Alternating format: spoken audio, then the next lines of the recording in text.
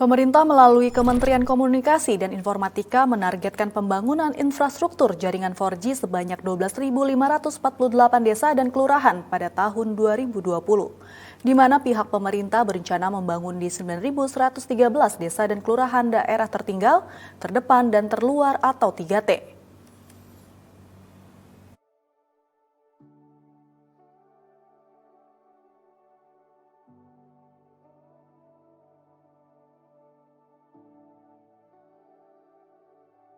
Kementerian Komunikasi dan Informatika Kominfo menargetkan implementasi pembangunan infrastruktur teknologi informasi komunikasi jaringan 4G sebanyak 12.548 desa dan kelurahan pada tahun 2022.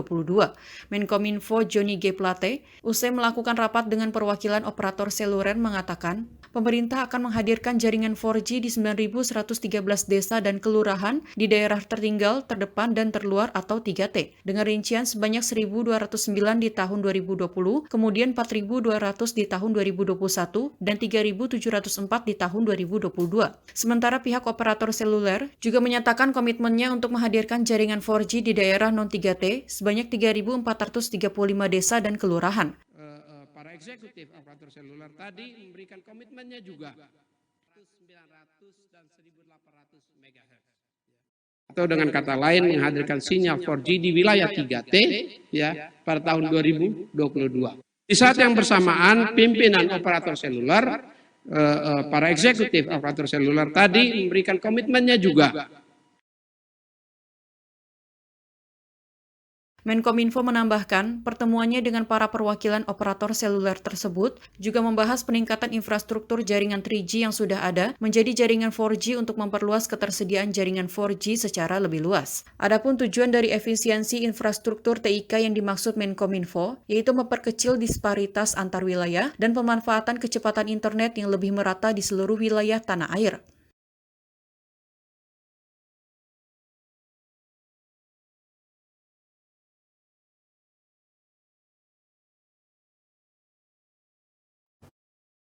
Pemerintah Kota Jayapura secara resmi menutup Rumah Sehat Sahid yang selama ini dijadikan tempat perawatan pasien positif COVID-19. Penutupan seperti dijelaskan Wakil Wali Kota Jayapura, Rustan Saru, karena hingga saat ini jumlah pasien terus mengalami penurunan.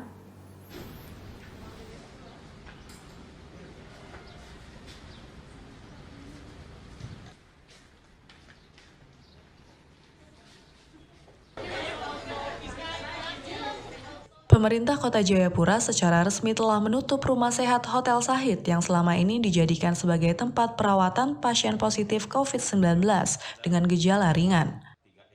Salah satu alasannya karena jumlah pasien COVID-19 yang dirawat di sana dinilai relatif sedikit, sehingga dirasa lebih baik digabungkan dengan pasien COVID-19 yang dirawat di Gedung Lembaga Penjaminan Mutu Pendidikan Papua. Wakil Wali Kota Jayapura, Rustan Saru, yang ditemui pada 17 November mengatakan, penanganan kesehatan terhadap pasien COVID-19 di Jayapura pun sudah menurun sejak 3 pekan terakhir, di mana rata-rata pasien mencapai 12 orang per hari. Turun jauh dibandingkan pada bulan Oktober lalu, di mana pasien positif COVID-19 rata-rata mencapai 56 orang setiap harinya.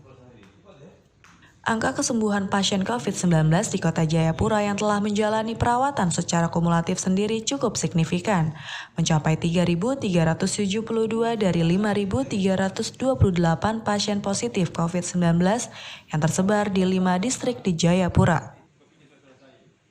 Kenapa ditutup? Karena yang kita rawat sekarang tinggal 61 orang. Kita gabungkan ke LPMP, jadi satu tempat saja, supaya efektif, efisien, dan tidak terlalu memperluas jangkauan pengawasan kita. Hingga kini data total kumulatif kasus COVID-19 di Kota Jayapura mencapai 5.328 kasus. Dari jumlah itu, 1.874 orang yang masih menjalani perawatan, dan angka kematian mencapai 82 orang.